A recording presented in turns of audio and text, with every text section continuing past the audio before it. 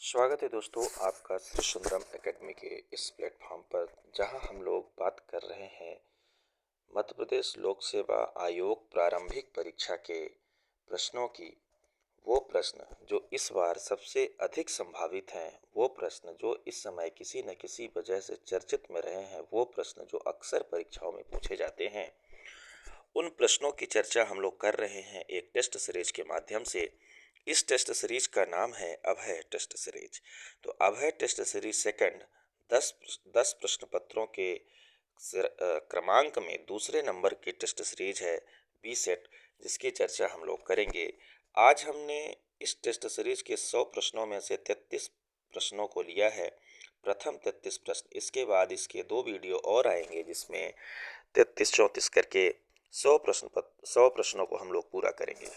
ठीक है, तो आइए हम लोग देखते हैं आज का पहला प्रश्न पत्र। पहला प्रश्न, बहुत ज़्यादा समय न लेते हुए मैं इन प्रश्नों को एकदम डिटेल से बताऊंगा, जिससे आपको इसके इर्द गिर्द की सारी बातें पता चल जाए, क्योंकि ये प्रश्न परीक्षा में बहुत महत्वपूर्ण होते हैं। इसके पहले अभय टेस्ट सीरीज फर्स्ट के वीडियो हमने यूट्यूब पे अपलोड किए, बहुत अच्छा रिस्पांस मिला, आप लोगों का धन्यवाद। वीडियो में आप लोग को और क्या चाहिए, क्या आपको नया चाहिए, किस टॉपिक पे चाहिए, भी कमेंट करें। इस वीडियो को शुरू करने से पहले ही मैं बता दूं कि यदि आप इस चैनल पे नए हैं तो वीडियो बहुत ही उपयोगी है, बहुत महत्वपूर्ण साबित होगा। पूरा वीडियो देखिए। वीडियो देखने के बाद यदि आपको अच्छा लगता है, आपकी जानकारी में वृद्धि होती है, तो चैनल को जरूर सब्सक्राइब करें। तो चलिए शुरू करते हैं आज का पहला प्रश्न। पहला प्रश्न है, भारतीय इतिहास के संदर्भ में उलगुलान अथवा महान उपद्रव किस घटना का विवरण था? तो यदि इस प्रश्न को देखें और इसका 4 विकल्प हम लोग देखें, तो प्रश्न कह रहा है कि भारतीय इतिहास के संदर्भ में उलगुलान, ये टर्म हमें पकड़ना है। उलगुलान, उलगुलान, ठीक। और इसको महान उपद्रव भी कहते हैं। इसको अंग्रेजी में द ग्रेट टुमल्ट नाम से जाना जाता है। द ग्रेट टुमल्ट, द ग्रेट टुमल्ट के नाम से जाना जाता है। तो ये किससे संबंधित था? तो यह इसका जो सही उत्तर है वो ये है, इसका संबंध था बिरसा मुंडा विद्रोह से। मतलब ये कि बिरसा मुंडा विद्रोह को उलगुलान या महान उपद्रव या द ग्रेट टुमल्ट के नाम से जाना जाता है। यह, अब इसके बारे में हम लोग थोड़ा सा पढ़ते तो इसका सही उत्तर हो गया डी। इसका ये है कि द ग्रेट टुमल्ट या उलगुलान स्थानीय अधिकारियों द्वारा, ये झारखंड में चलाया गया, बिरसा मुंडा के द्वारा चलाया गया एक विद्रोह था, अंग्रेजों के विद्रोह। स्थानीय अधिकारी या स्थानीय अधिकारी मतलब स्थानीय अंग्रेजों के विरुद्ध चलाया गया। 1899 से 1900 के बीच चलाया गया ये आंदोलन था, जिसमें बिरसा मुंडा ने पूरे आदिवासियों की भूमि को संरक्षित करने के लिए लोगों को एकजुट किया। तो इसमें हम लोग को ये समझने वाली बात है कि उलगुलान किससे संबंधित है? बिरसा मुंडा से संबंधित है ना। बिरसा मुंडा की बात हम लोग करें तो इन्होंने उस समय बिरसा मुंडा के समय जो इन्होंने क्रांति का नारा दिया था, अबुआ दिसुम अबुआ राज, अबुआ दिसुम अबुआ राज का नारा इन्होंने दिया था, जिसके उन्हें आदिवासियों को इकट्ठा कर रहे थे। बिरसा मुंडा भगवान की उपाधि प्राप्त है बिरसा मुंडा को। इन्होंने उस समय भारत में धर्मांतरण रोका था जब आदिवासी ईसाई बन रहे थे।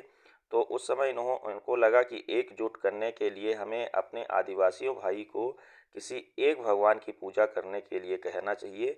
तो उस समय इन्होंने किसी एक भगवान की पूजा करने के लिए कहा था। वो वैष्णव में थे और इन्होंने फिर भगवान की पूजा के रूप में इनकी खुद की पूजा भी होने लगी।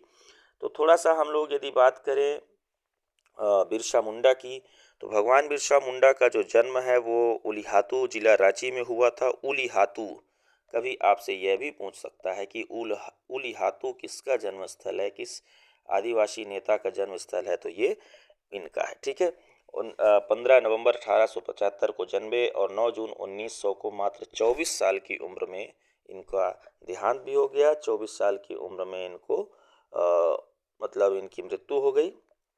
ठीक है, तो इस प्रकार से कहा जाए तो बिरसा मुंडा इसका सही उत्तर है। बिरसा मुंडा के बारे में बहुत सारी चीज़ें पढ़ने लायक है। एक एक चीज़ इनके बारे में पढ़ने लायक है। इनका जो सबसे प्रमुख नारा था वो अबुआ दिसुम। तो अबुआ दिसुम का जो मतलब होता है, उसमें इन्होंने रानी के लिए भी एक साम्राज्य ब्रिटेन की साम्राज्य के लिए कहा था कि अबुआ राज एते जना महारानी राज टुंडा जना, मतलब रानी का राज समाप्त हो गया और हमारा राज्य स्थापित हो गया। तो ये आदिवासियों का राज्य स्थापित करना चाहते थे वहाँ पे। तो इस प्रकार से उलगुलान एक क्रांति, एक पिक्चर भी आई है, एक मूवी भी आई थी, है ना, उलगुलान एक क्रांति, द रेवोल्यूशन। तो इसमें बहुत सारी चीज़ें हैं, उसके बारे में हमें अलग से भी पढ़ना पड़ेगा। पर इसका जो सही उत्तर यहाँ पे ये है। बिरसा मुंडा के बारे में तो पढ़ने के लिए एक अलग ही टॉपिक होता है, तो यहाँ पे ज़्यादा हम लोग नहीं इतना ले रहे हैं। इसके बाद यदि देखा जाए तो बाकी जो इसमें विकल्प है थोड़ा थोड़ा सा उस पर चर्चा करते हैं। बाकी विकल्प में 1857 का जो महान विद्रोह है, ये तो हम लोग जानते हैं। 1857 का महान विद्रोह 10 मई मेरठ से शुरू होता है। 1857 की क्रांति, अलग अलग जगह से अलग अलग क्रांतिकारियों के द्वारा इसका नेतृत्व किया जाता है। शुरुआती दौरों में मंगल पांडे का नाम सबसे पहले आता है। 1921 के मोपला विद्रोह का नाम यदि लिया जाए तो मोपला विद्रोह जो हुआ था 1921 में, ये मोपिल मुस्लिमों के द्वारा केरल में किया गया था। मोपिल मुस्लिमों के द्वारा केरल में, तो केरल में मलयाली भाषा बोलने वाले मुसलमानों के द्वारा मालाबार के तट पर ये विद्रोह किया गया था। इस विद्रोह के दो एंगल हैं। एक एंगल तो ये है कि मोपिल मुसलमान पहले अंग्रेज़ों के खिलाफ विद्रोह कर रहे थे, बाद में इसका धार्मिक या सांप्रदायिक रूप भी हो गया। धार्मिक सांप्रदायिक रूप होने के कारण इसमें दूसरे धर्मों के खिलाफ मोपिल मुस्लिमों के द्वारा उग्रवादी नारे दिए गए।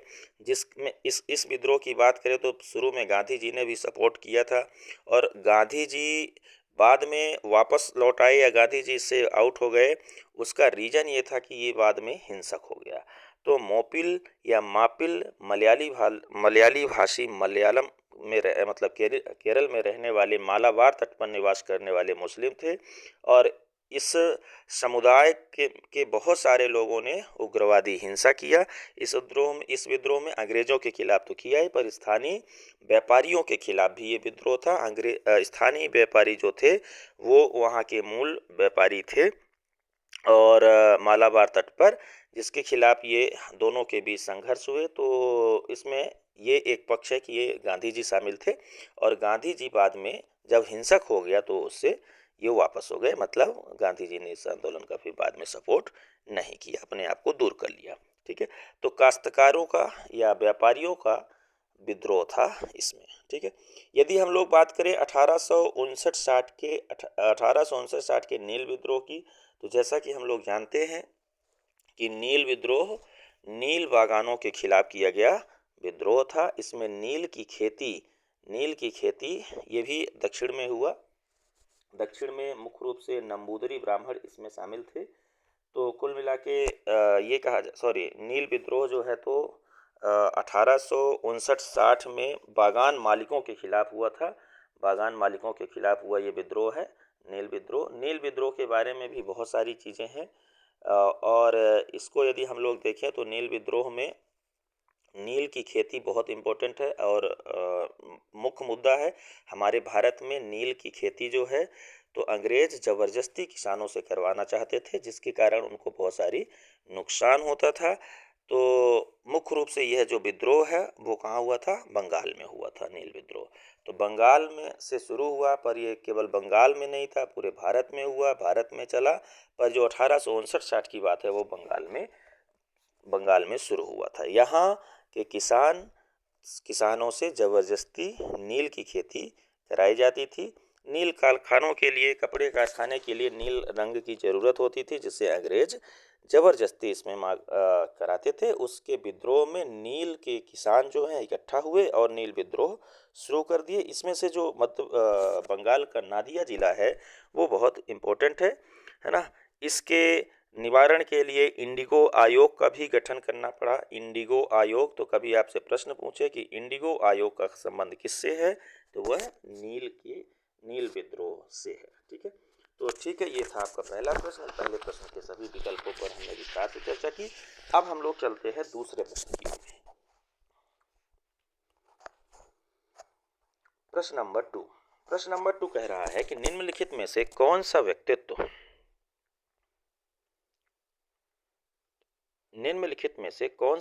चिकित्सक नहीं है। सरल प्रश्न है ये। तो हम लोग जानते हैं कि सुश्रुत चिकित्सक है, चरक चिकित्सक है, धन्वंतर चिकित्सक है, लेकिन चार्वाक जो है वो दार्शनिक है। चार्वाक दार्शनिक है। तो इस प्रश्न का सही उत्तर हो गया चार्वाक।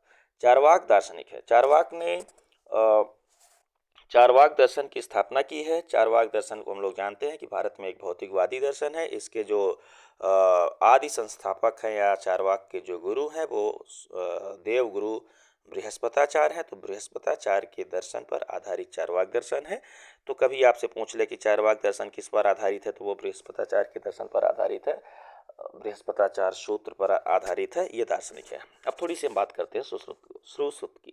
तो सुश्रुत जो है वो भारत में सुश्रुत संहिता के लेखक है। इनकी जो रचना है, इनका जो काल है वो 1ली शताब्दी ईसा पूर्व फर्स्ट BC का काल है। सर्जरी के जनक कहलाए जाते हैं। भारत में सर्जरी का जो विकास हुआ है वो इन्हीं के माध्यम से हुआ है, इनके किताब के माध्यम से हुआ है। ये खुद सर्जक थे, ठीक। तो सर्जरी के जनक कहलाते हैं। फिर बात करें चरक की, तो चरक तक्षशिला विश्वविद्यालय के छात्र थे, बहुत होनहार विद्वान छात्र थे। इन्होंने आयुर्वेद पर काफ़ी काम किया है। इनको आयुर्वेद विशारक के रूप में जाना जाता है। आयुर्वेद के विशारक या आयुर्वेद के विद्वान के रूप में जाने जाते हैं। चरक संहिता इनकी प्रमुख रचना है। चरक संहिता में इन्होंने बताया है विभिन्न रोगों को विभिन्न जड़ी बूटियों से कैसे ठीक किया जा सकता है। चरक संहिता में कुछ धातुओं का भी उपयोग बताया गया है, जिसमें सोना, चांदी, लोहा, पारा को इसमें पारद कहा गया है। और पारद के माध्यम से मर्ज को ठीक करने का इलाज सबसे पहले चरक ने ही बताया है चरक संहिता में। तो कुछ रोग नाशक औषधियों का, रोग नाशक तत्वों का या धातुओं का इस्तेमाल किया इन्होंने, जिसमें सोना, चांदी, पारा, लोहा इत्यादि शामिल है। यदि हम लोग आगे चलें तो इसमें अगला विकल्प है धन्वंतरि। धन्वंतर आयुर्वेद के प्रवर्तक माने जाते हैं। ये देवताओं के वैद्य थे। जैसे चरक के बारे में एक और बात प्रसिद्ध है कि चरक जो है, तो कुछ विद्वानों के अनुसार चरक कनिष्क के दरबार में थे। तो कनिष्क की बात करें तो ये फर्स्ट AD की बात हो रही है। हालांकि कहीं कहीं चरक का जो उल्लेख होता है वो 300 BC में भी होता है। तो अलग अलग इसमें मत है। इसी प्रकार से यदि धन्वंतर की बात करें तो धन्वंतर जो है तो आयुर्वेद के प्रवर्तक माने जाते हैं, आदि प्रवर्तक हैं आयुर्वेद के। इसका मतलब ये मैं कहना चाह रहा हूँ कि धन्वंतर आदि प्रवर्तक हैं। ये देवताओं के वैद्य माने जाते हैं, ठीक। तो धनतेरस जो एक त्यौहार होता है वो इन्हीं के नाम से भी होता है, इनके नाम से पूजा होती है, धन्वंतर के नाम से। धन्वंतर को जो रचना है तो धन्वंतर संहिता है, ठीक। तो इसके बारे में ये इतनी बातें इम्पोर्टेंट है, ठीक है। तो चलिए हम लोग अगले प्रश्न की ओर बढ़ते हैं। अगला प्रश्न हमारा है तीसरा, निम्नलिखित में से श्री पेरम्बदूर किसकी जन्म स्थली है। तो निम्नलिखित में से श्री पेरम्बदूर किसकी जन्म स्थली है, प्रश्न ये है।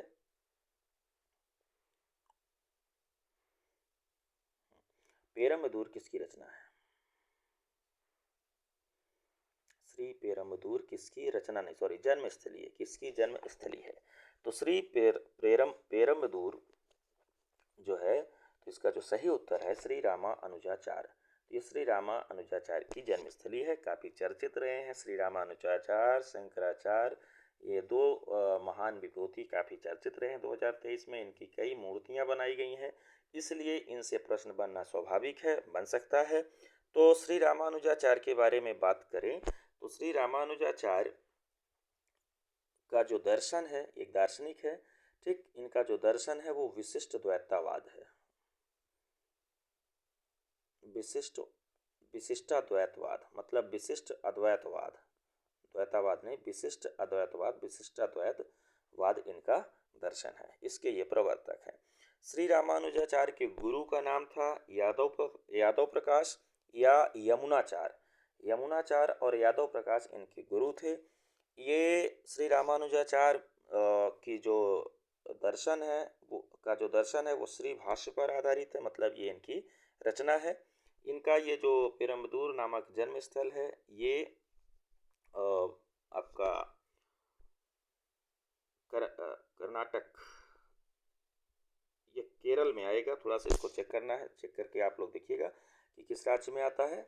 और इनके बारे में कुछ और बात बता दी जाए तो रामानुजाचार्य के एक बड़े शिष्य हुए रामानंद, और रामानंद के बड़े शिष्य हुए कबीर, कबीर के बड़े शिष्य हुए मीराबाई। तो कबीर और तुलसी के गुरु थे रामानंद, और रामानंद के गुरु थे श्री रामानुजाचार्य, और श्री रामानुजाचार्य के गुरु थे यमुनाचार्य। तो यहाँ पे गुरु शिष्य परंपरा के बारे में भी थोड़ा सा हम लोग को संज्ञान लेना चाहिए। देखिए, यादवचार, यादवचार्य नहीं, सॉरी, यादव प्रकाश और यमुनाचार, यमुनाचार, यमुनाचार्य के शिष्य हुए रामानुजाचार्य।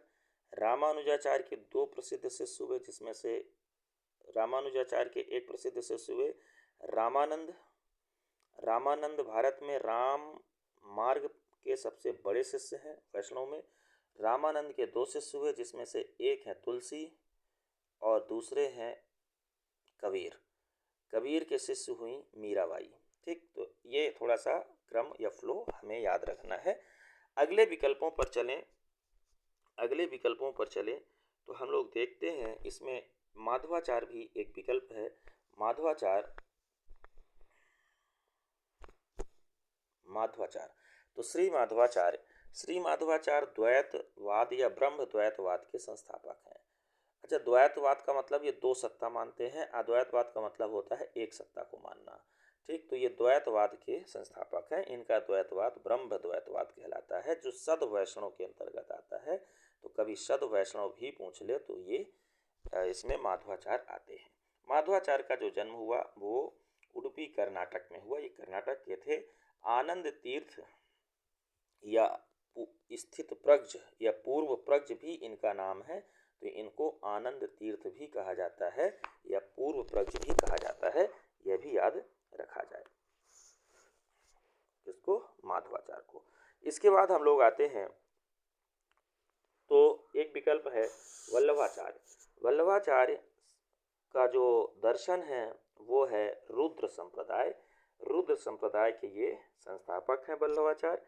तो वल्लभाचार्य के बारे में हम लोग को देख रहे हैं कि इनका कभी आपसे पूछे कि वल्लभाचार्य का जो संप्रदाय है वो कौन सा संप्रदाय है, तो रुद्र संप्रदाय के संस्थापक वल्लभाचार्य माने जाते हैं। यदि इसमें जो अगला प्रश्न मतलब अगला जो विकल्प है श्री वासवन्ना, तो श्री वासवन्ना की बात करें तो ये लिंगायत संप्रदाय के माने जाते हैं, लिंगायत संप्रदाय के प्रवर्तक माने जाते हैं। और यदि हम लोग इन चारों विकल्प की बात करें तो ये चारों संत भारत के बड़े महान विभूति संत हुए, है ना। तो इस प्रकार से इन प्रश्न के बारे में हुआ। हम लोग चलते हैं अगले प्रश्न पर। अगला प्रश्न, चौथा नंबर आपकी स्क्रीन पर ये रहा चौथा प्रश्न। चौथा प्रश्न है कि गोवा में सती प्रथा, गोवा में सती प्रथा को समाप्त करने वाला पुर्तगाली गवर्नर कौन था। तो गोवा में सती प्रथा को समाप्त करने वाला जो पुर्तगाली गवर्नर था वो था अल्बुकुर्क।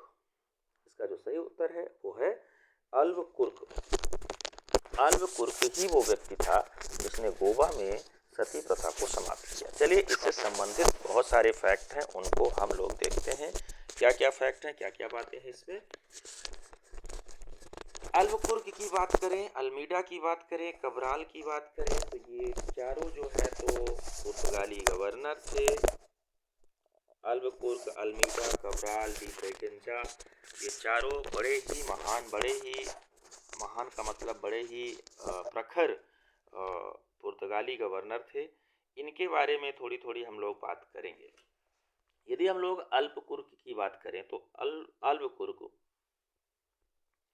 अल्बुकुर्क की बात करें तो अल्फांसो द अल्बुकुर्क इसका पूरा नाम था। 1509 से 1515 के बीच ये 1509 से 1515 के बीच ये पुर्तगाल का गवर्नर बनकर आया।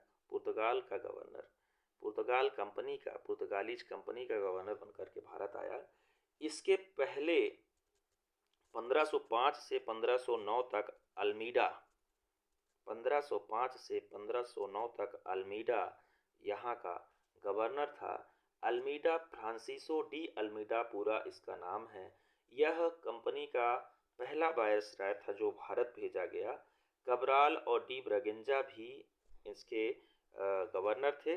पर यहाँ पे हम लोग बात करते हैं सबसे पहले अल्बुकुर्क के बारे में। अल्बुकुर्क ही वह व्यक्ति था जिसने 1509 में द्वीप पर नहीं, ये द्वीप पर नहीं, सॉरी, 1510 में इसने गोवा पर अधिकार किया था। गोवा पर अधिकार किया था और गोवा जो है तो बीजापुर के शासक आदिल शाह से इसने जीता था। अल्बुकुर्क आदिल शाह से जीत करके इसने गोवा पर अधिकार किया 1510 में। ठीक है, तो 1510 की गोवा विजय अल्बुकुर्क के नाम उल्लेखित है। आदिल शाही सत्ता को समाप्त कर बीजापुर के आदिल शाह से छीन करके इसने इसकी स्थापना की थी। ठीक है, ये बात हमें याद रखना है। इसके अलावा इसमें हम लोग बात करें यदि इसके अल्बुकुर्क के, तो बहुत सारी चीज़ें हैं। अल्बुकुर्क मसालों का व्यापार करने में, भारत में ईसाई धर्म के प्रचार प्रसार में, गोवा को जीतने में, हिंद महासागर में इसने बड़ा बड़ी अपनी छवि दिखाई है। ठीक है, अपनी बड़ी भूमिका निभाई है कहना चाहिए। इसके बाद यदि हम लोग बात करें इसमें किसके बारे में, अल्मीडा के बारे में, तो अल्मीडा ये प्रथम वायसराय था पुर्तगाली कंपनी का। इसने 1509 में अपने कार्यकाल के अंतिम वर्षों में द्वीप को, जो हमारा दमन द्वीप है, उस पर कब्जा किया था। उसको इसने छीना था और द्वीप पर इसने कब्जा किया था। अल्मीडा ही वो व्यक्ति है जो भारत में, इसकी बहुत प्रसिद्ध नीति रही है ब्लू वाटर पॉलिसी, नीले पानी की नीति। तो नीले पानी की नीति चलाने वाला जो पुर्तगाली गवर्नर था वो ये था। इसने क्या किया था, इसने इसके अंतर्गत इसने ये किया था कि भारत में हिंद महासागर में पुर्तगाली की स्थिति जो है वो मजबूत करना है। ये बातें हैं।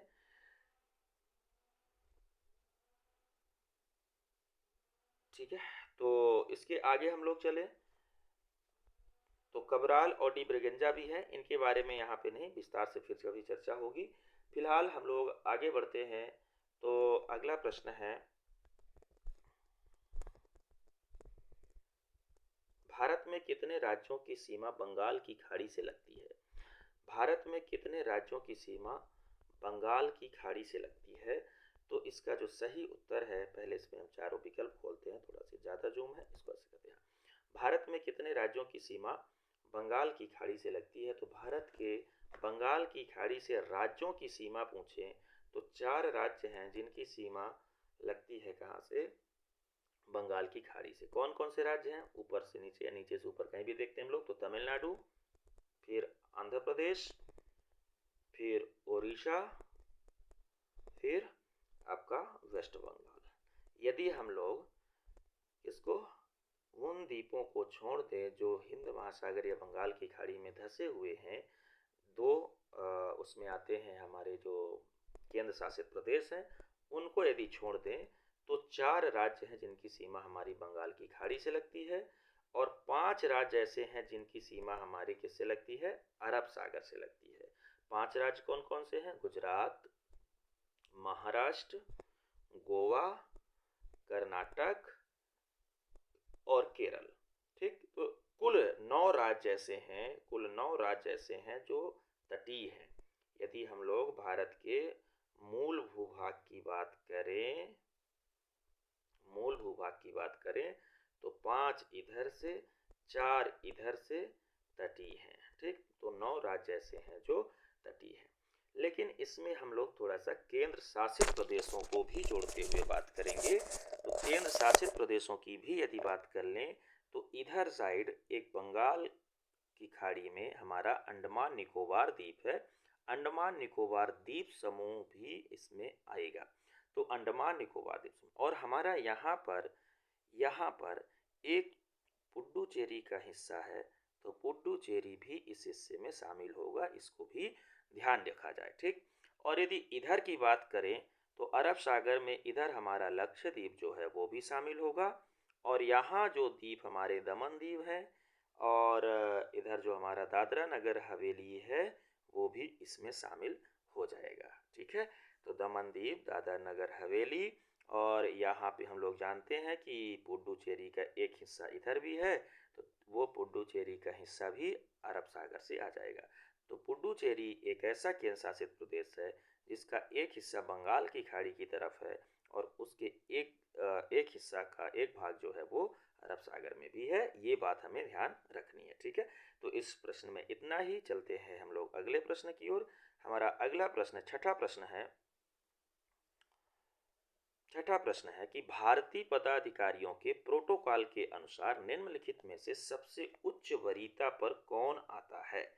तो हम लोग यदि भारत में पदाधिकारियों का प्रोटोकॉल के अनुसार वरीयता क्रम देखें, संविधान में लिखा हुआ है, तो उसमें इनमें से सबसे उच्च जो है वो भारत के मुख्य न्यायाधीश हैं, ठीक है। भारत के मुख्य न्यायाधीश इसमें से सबसे ऊपर हैं।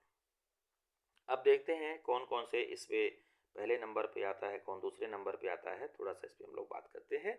तो यदि हम लोग बात करें तो पहले नंबर पर इस पे आते हैं राष्ट्रपति, दूसरे नंबर पर आते हैं उपराष्ट्रपति, तीसरे नंबर पर आते हैं प्रधानमंत्री।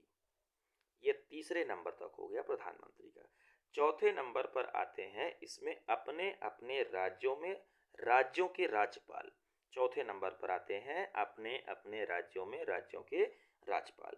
पांचवें नंबर पर आते हैं भारत के पूर्व राष्ट्रपति, ठीक। और पांच में ही दूसरा एक क्रम बनाया गया, 5A पर आते हैं भारत के उप प्रधानमंत्री। और छठे नंबर पर आते हैं भारत के मुख्य न्यायाधीश। तो भारत के मुख्य न्यायाधीश जो है वो किस नंबर पे हैं?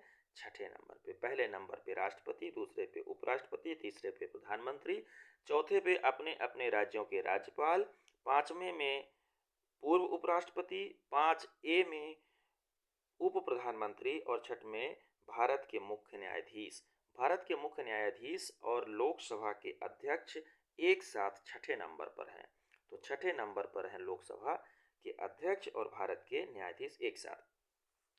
कैबिनेट मंत्री की बात करें, केंद्रीय कैबिनेट मंत्री की बात करें तो वो 7वें नंबर पर आते हैं। 7वें नंबर पर केंद्रीय मंत्री मतलब केंद्रीय कैबिनेट मंत्री अपने अपने राज्यों में राज्य के मुख्यमंत्री, नीति आयोग के उपाध्यक्ष, पूर्व प्रधानमंत्री और लोकसभा के अध्यक्ष। इसमें उपाध्यक्ष लिखा है, राज्यसभा या लोकसभा के अध्यक्ष, ये भी 7वें नंबर पर आते हैं। तो 7वें नंबर पे कौन कौन आता है? केंद्रीय कैबिनेट मंत्री, अपने अपने राज्यों के मुख्यमंत्री, नीति आयोग के उपाध्यक्ष, पूर्व प्रधानमंत्री, राज्यसभा और लोकसभा में विपक्ष के नेता। और 7वें नंबर में ही एक सीरीज बनी है भारत रत्न प्राप्तकर्ता। तो इन सब के बाद 7A पर ही रखा है भारत रत्न प्राप्तकर्ता को, ठीक। फिर 8वें नंबर पे हम लोग बात करें तो भारत से मान्यता प्राप्त कोई राष्ट्रमंडल देशों का राजदूत, अपने अपने राज्यों से बाहर राज्यों के मुख्य सचिव, अपने अपने राज्यों के बाहर राज्यों के राज्यपाल, वो 8वें नंबर पर आएंगे। 9वें नंबर पे आते हैं उच्चतम न्यायालय के अन्य न्यायाधीश। तो उच्चतम न्यायालय के जो अन्य न्यायाधीश हैं वो 9वें नंबर पर आते हैं।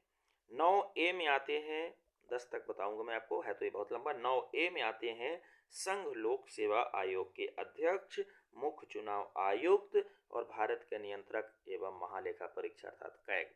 तो 9A में आते हैं संघ लोक सेवा आयोग के अध्यक्ष, मुख्य चुनाव आयुक्त और भारत के नियंत्रक महालेखा परीक्षक।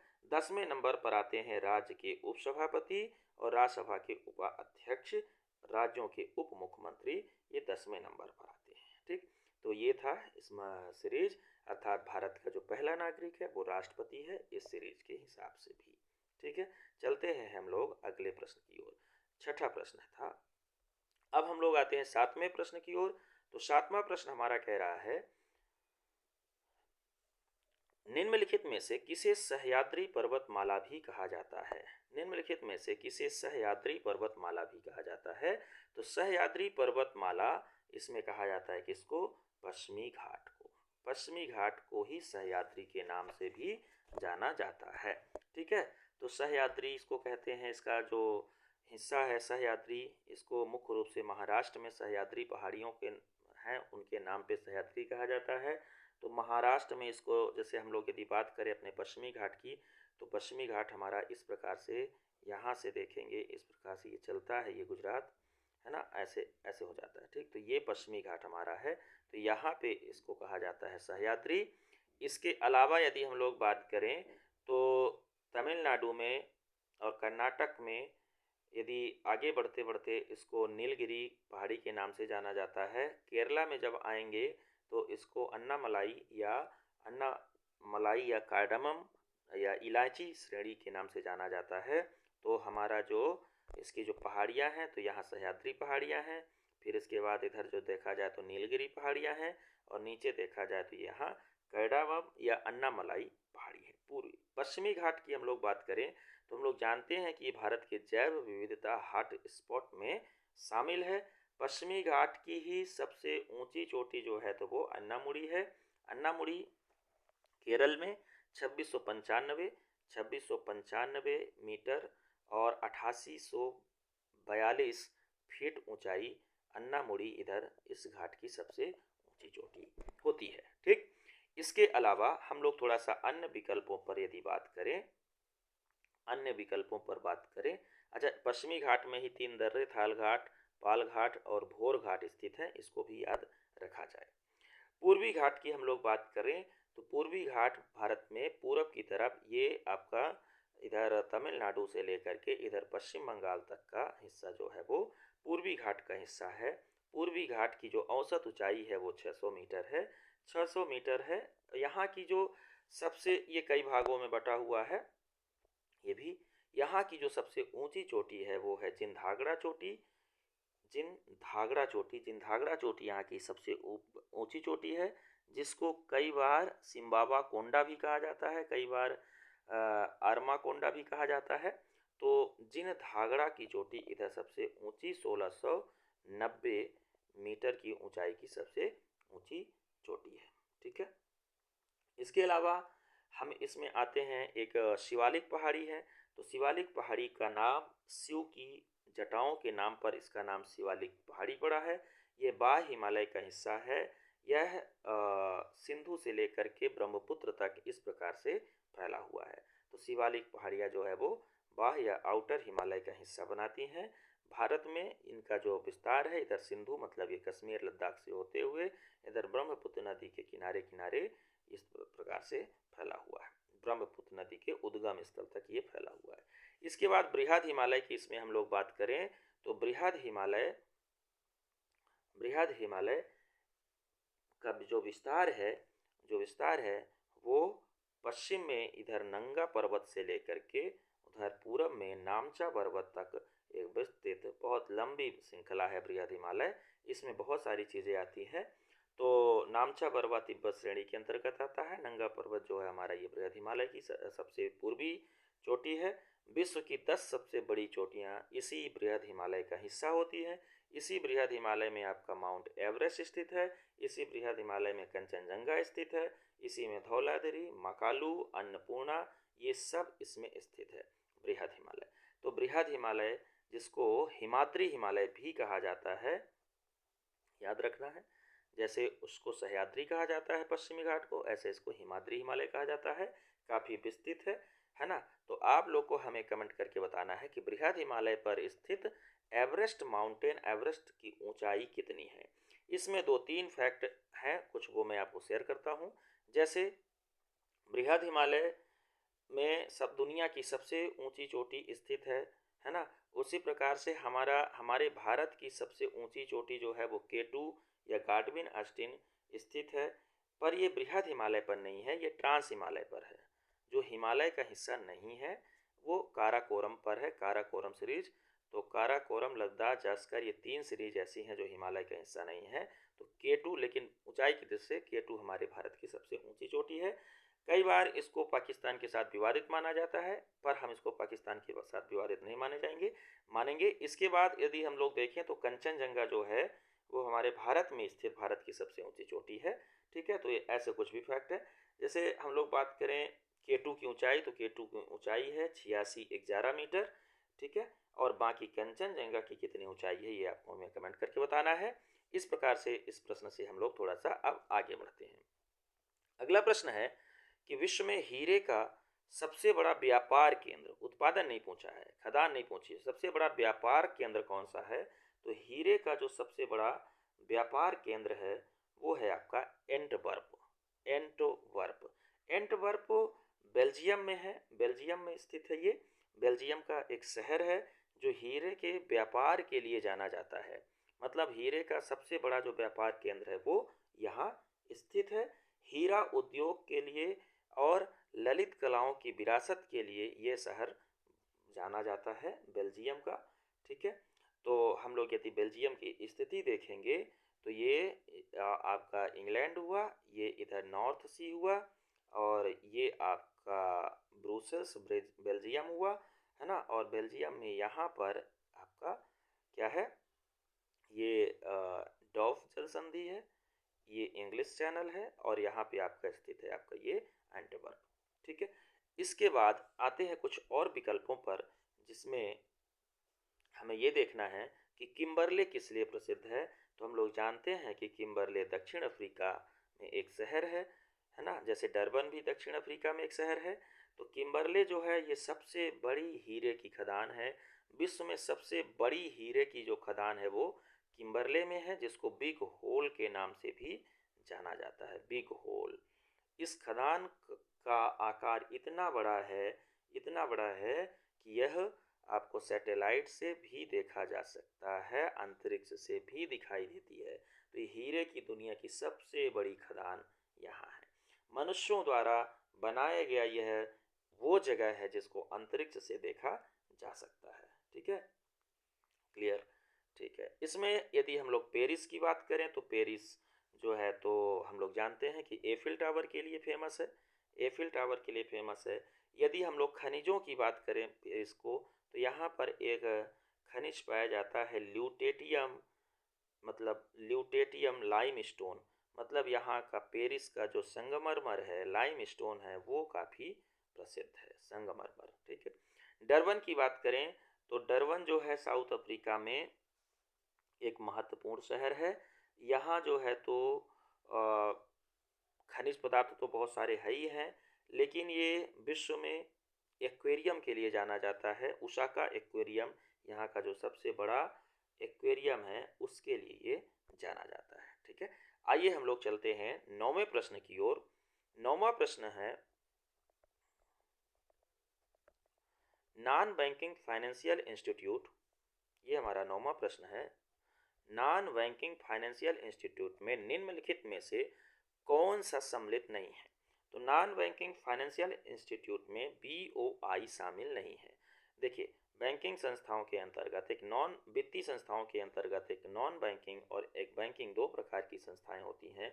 नॉन बैंकिंग संस्थाओं की हम लोग बात करें या गैर बैंकिंग वित्तीय संस्थाओं की बात करें तो ये एक ऐसा संगठन होता है, वित्तीय संगठन होता है, जिसके पास बैंकिंग का लाइसेंस नहीं होता, जिसके पास बैंक का लाइसेंस तो नहीं मिलता है, और इसका जो निरीक्षण होता है वो भी नियामक एजेंसियों द्वारा किया जाता है।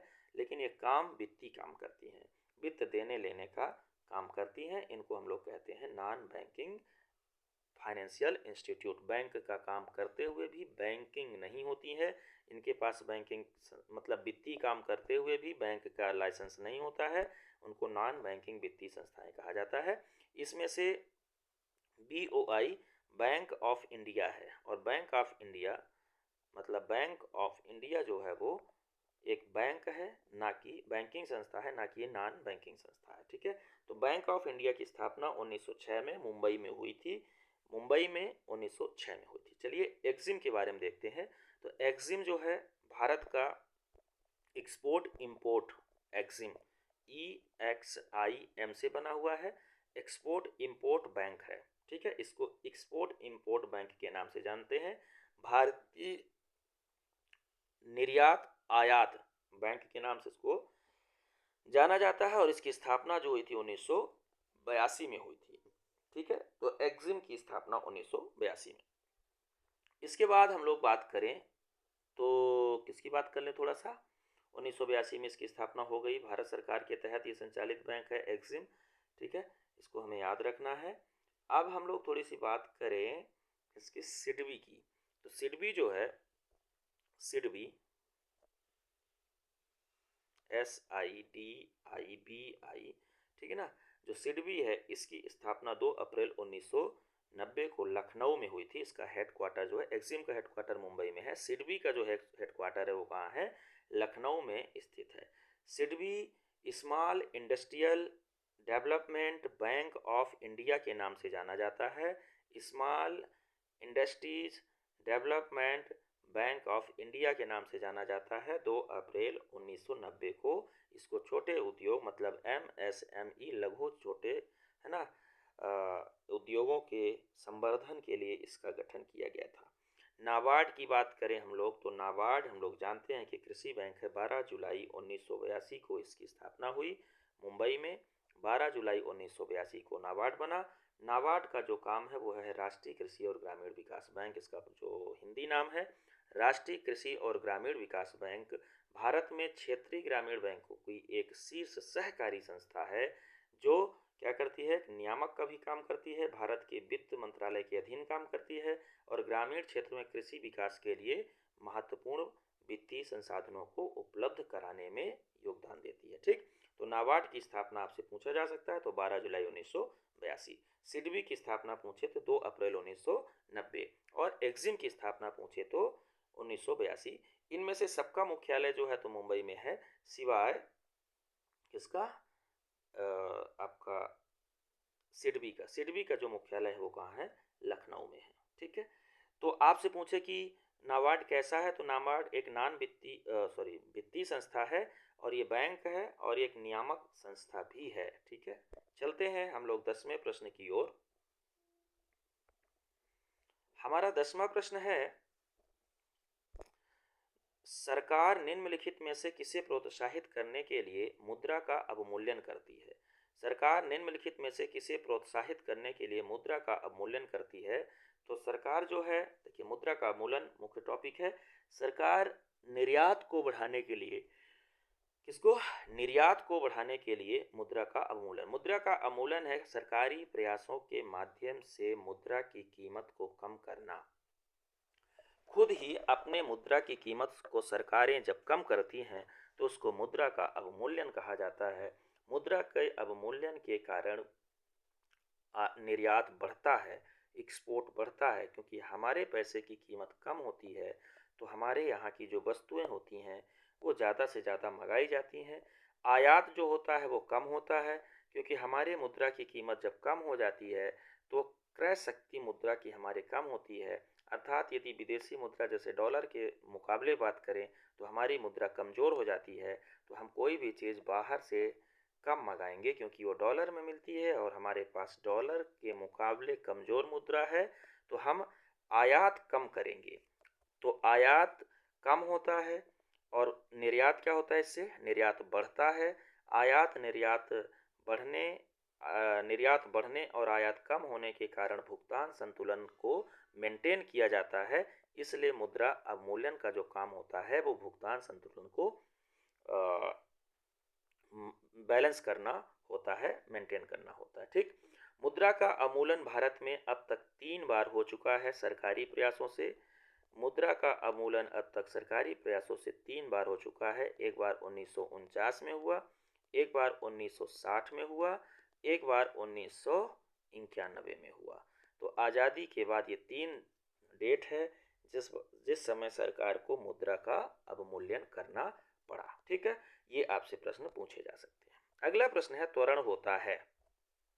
तो त्वरण क्या होता है, बल का अनुक्रमानुपाती, बल मात्रा का समानुपाती, मात्रा का व्युत्क्रमानुपाती, और अगला विकल्प है बल का समानुपाती। तो त्वरण बल का समानुपाती होता है न्यूटन के दूसरे नियम के हिसाब से। त्वरण की बात करें तो त्वरण का मतलब होता है समय के सापेक्ष किसी वस्तु की गति में परिवर्तन करना।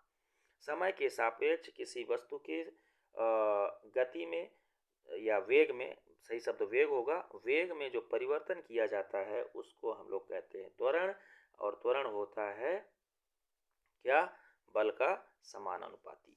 ठीक है, न्यूटन के दूसरे नियम के अनुसार, न्यूटन के दूसरे नियम के अनुसार किसी वस्तु का त्वरण या किसी वस्तु का त्वरण वस्तु पर लगने वाले किसी या सभी बलों का शुद्ध परिणाम होता है। न्यूटन का गति का दूसरा नियम बताता है कि जब द्रव्यमान स्थिर हो तो त्वरण वास्तविक बल का प्रत्यक्ष समानुपाती होता है। ठीक है, तो इस प्रकार से देखा जाए तो ये बल का समानुपाती। अगला प्रश्न है, अर्धचालकों में उपयुक्त अशुद्धियां मिलाने की प्रोसेस को क्या कहते हैं? अर्धचालकों में उपयुक्त अशुद्धियां मिलाने की प्रोसेस को डोपिंग कहते हैं। डोपिंग, तो डोपिंग का मतलब होता है मिलावट। ठीक, अशुद्धियां मिलाने की प्रक्रिया है। ठीक है, अशुद्धियां मिला करके चालकता बढ़ाई जाती है किसी भी अर्धचालक की। तो किसी भी अर्धचालक की चालकता को बढ़ाने के लिए क्या करते हैं? डोपिंग का सहारा लेते हैं। ठीक है, गैल्वेनीकरण का काम होता है लोहे पर परत चढ़ाना। गैल्वेनीकरण क्या है? लोहे को जंग से बचाने के लिए जस्ते की परत चढ़ा देते हैं, जिंक की परत चढ़ा देते हैं। उस प्रोसेस को गैल्वेनीकरण कहते हैं। ठीक है, तो इस प्रकार से गैल्वेनीकरण और मिश्रण सामान्य दो चीजों को मिलाना होता है। तनुकरण का मतलब होता है पतला करना। पतला करना मतलब किसी सांद्र विलयन को पानी मिलाना या सांद्र विलयन में पानी मिला करके उसको पतला करना। ठीक है, जैसे मान लेते हैं कि अल्कोहल में पानी मिला करके अल्कोहल पीने वाले व्यक्ति उसको क्या करते हैं? तनु करते हैं। तो अल्कोहल पहले सांद्र होता है, फिर उसमें पानी मिला करके उसको तनुकरण करते हैं, उसके बाद उसका सेवन किया जाता है। इस प्रकार से देखा जाए तो डोपिंग इसका सही उत्तर है। यहाँ पर डोपिंग एक और क्षेत्र में इस्तेमाल होता है, वो भी मैं बता देना चाहता हूँ। खिलाड़ी जब अपनी खेल क्षमताओं को बढ़ाने के लिए किसी ड्रग का इस्तेमाल करते हैं तो भी उसको डोपिंग ही कहा जाता है। तो खिलाड़ियों के द्वारा आप खेल में देखते होंगे कि कई बार एंटी डोपिंग, है ना, एंटी डोपिंग स्क्वाड होता है, एंटी डोपिंग होता है जिसमें उनका परीक्षण होता है। एंटी डोपिंग के लिए भारत में खिलाड़ियों के संदर्भ में एक बड़ी संस्था बनाई गई है, नाडा। नाडा का मतलब होता है नेशनल एंटी डोपिंग एजेंसी। ये काम करती है, खिलाड़ियों के उस परीक्षण को देखती है कि किसी ने ड्रग का सेवन करके खेल तो नहीं खेला है जिसके कारण उनको अनावश्यक लाभ मिल जाए। ठीक है, ये था 12वां प्रश्न। आते हैं हम लोग 13वें प्रश्न की ओर। 13वां प्रश्न हमारा कहता है कि मध्य प्रदेश में निम्नलिखित में से सबसे प्रमुख सक्रिय मैग्नीज पेटी कौन सी है? तो सबसे सक्रिय मैग्नीज पेटी की बात की जाए इसमें तो वो है आपकी बालाघाट छिंदवाड़ा पेटी। बालाघाट छिंदवाड़ा पेटी इसमें से सबसे सक्रिय किसके लिए? मैग्नीज के लिए। मैग्नीज के लिए यह सबसे सक्रिय पेटी है। इसमें क्या है देखते हैं, इसके थोड़ा सा इसके अंदर जा करके हम लोग किसमें क्या है, इस खदान में क्या क्या निकलता है। तो मैग्नीज के उत्पादन की हम लोग बात करेंगे। मैग्नीज के उत्पादन की बात करेंगे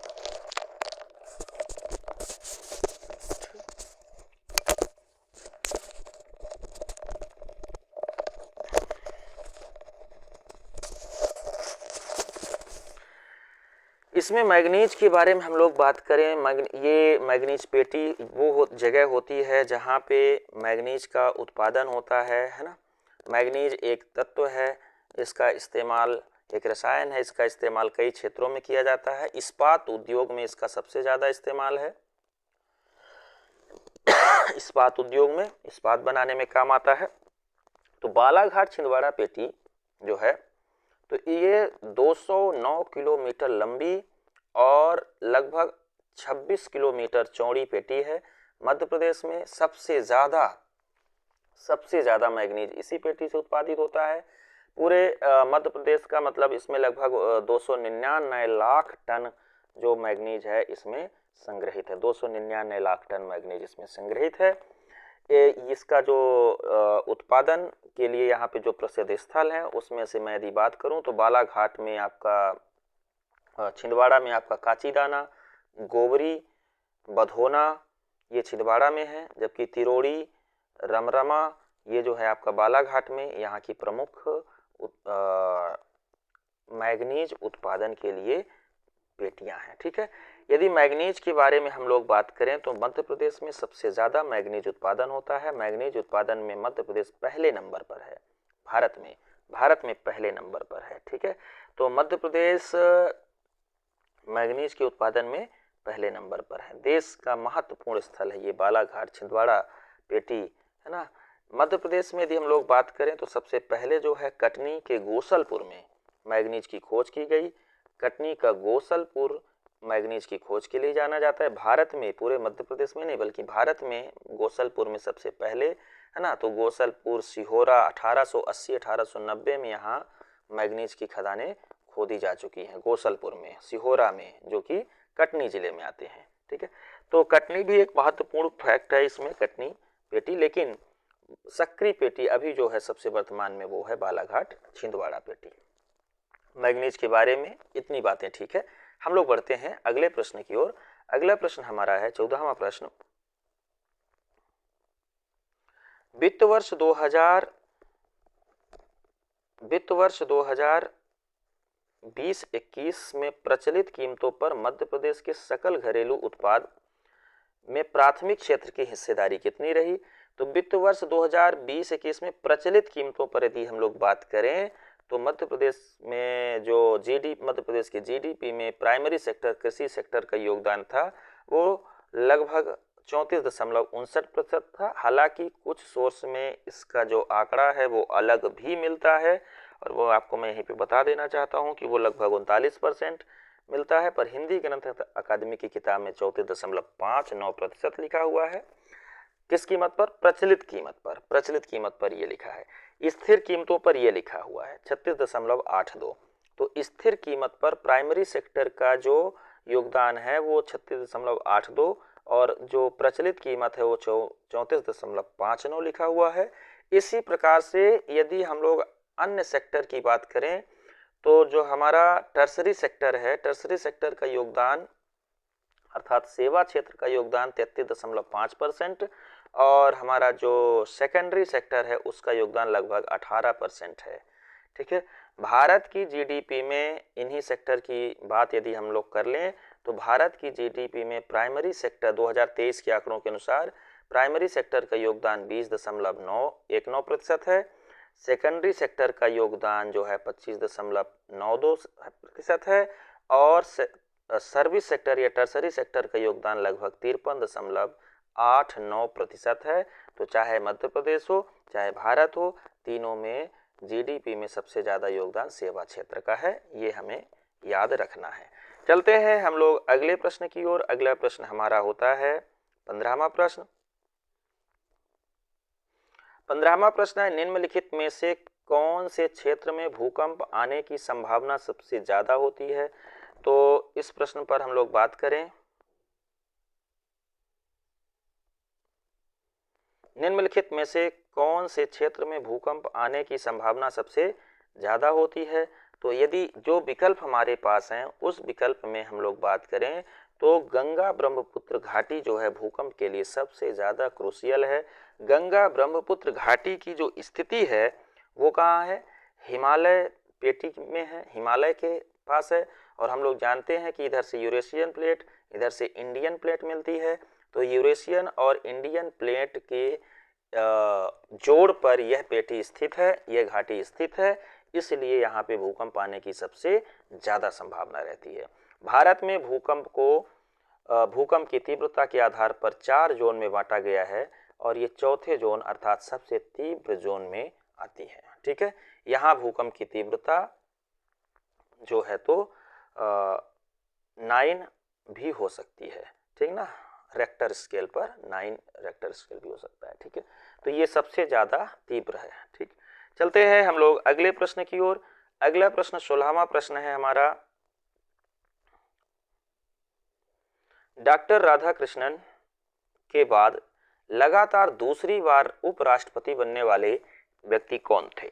तो डॉक्टर राधाकृष्णन के बाद लगातार दूसरी बार उपराष्ट्रपति बनने वाले जो व्यक्ति हुए वो हुए M.H. अंसारी, मोहम्मद हामिद अंसारी, ठीक है। तो डॉक्टर राधाकृष्णन जो थे, डॉक्टर राधाकृष्णन वो पहली बार उपराष्ट्रपति बने 1952 में, 13 मई 1952 में, और वो 1962 तक लगातार 2 बार, 13 मई 1952 से 14 मई 1957 और 14 मई 1957 से लगभग 14 मई 1962 तक ये उपराष्ट्रपति बने रहे। कौन? डॉक्टर राधाकृष्णन। तो लगातार 2 बार ये बने। उसके बाद जो दूसरे व्यक्ति ऐसा करने वाले व्यक्ति बने वो हामिद अंसारी हैं। हामिद अंसारी भी 2 बार बने। उनका पहला कार्यकाल 2007 से शुरू होता है, 12 में समाप्त होता है और फिर 2012 से 17 तक बने रहते हैं। के आर नारायण की बात करें तो के आर नारायण 21 अगस्त 1992 से 24 फरवरी 1997 तक, मतलब 92 से 97 तक ये उपराष्ट्रपति रहे। भैरव सिंह शेखावत की बात करें तो 19 अगस्त 2002 से 21 जुलाई 2017 तक, 2002 से 2007 तक ये उपराष्ट्रपति रहे। हामिद अंसारी के बारे में हमने बता ही दिया। डॉक्टर शंकर दयाल शर्मा के बारे में हम लोग बात करें तो 3 सितंबर 1987 से 24 जुलाई 1992 तक रहे। ठीक है, तो भैरव सिंह के देखिए के आर नारायण के बाद जो उपराष्ट्रपति बने वो ये नहीं बने तो कौन बने? वो बने कृष्णाकांत। तो श्री कृष्णाकांत के आर नारायण के बाद, भैरव सिंह शेखावत के बाद एम.एच. अंसारी बन जाते हैं 2007 में, और मोहम्मद हामिद अंसारी के बाद वेंकैया नायडू 2017 से 22 तक रहते हैं। और वेंकैया नायडू के बाद जो है तो वर्तमान उपराष्ट्रपति, और वर्तमान उपराष्ट्रपति कौन है ये हमको आपको कमेंट करके बताना है। ठीक है, चलते हैं हम लोग अगले प्रश्न की ओर। अगला 17वां प्रश्न हमारा है, पारिस्थितिकी विज्ञान केंद्र कहाँ स्थापित है? तो पारिस्थितिकी विज्ञान केंद्र जो है centre for ecological science, centre for educational science जो है, सेंटर फॉर इकोलॉजिकल साइंस जो है वो हमारा पर्यावरण एवं वन मंत्रालय के द्वारा 1983 में बेंगलुरु में स्थापित किया गया था, कर्नाटक, 1983 में। ठीक है, इसमें ज्यादा डिटेल की आवश्यकता नहीं है। चलते हैं अगले प्रश्न की ओर, और अगला प्रश्न है,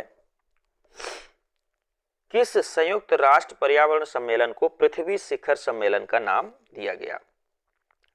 तो पृथ्वी शिखर सम्मेलन की हम लोग बात करें, ये बात हो रही है पृथ्वी शिखर सम्मेलन की, तो पृथ्वी शिखर सम्मेलन नाम दिया गया रियो डी जेनेरियो 1992 सम्मेलन, जिसको रियो सम्मेलन के नाम से जाना जाता है। रियो सम्मेलन की सबसे प्रमुख बात है, पहली बात तो ये, रियो जो है तो कहाँ?